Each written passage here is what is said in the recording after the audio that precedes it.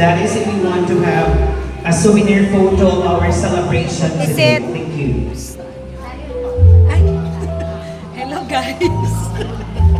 Dami kayo lang pika-pika. It's Japanese foods. Ay, picture.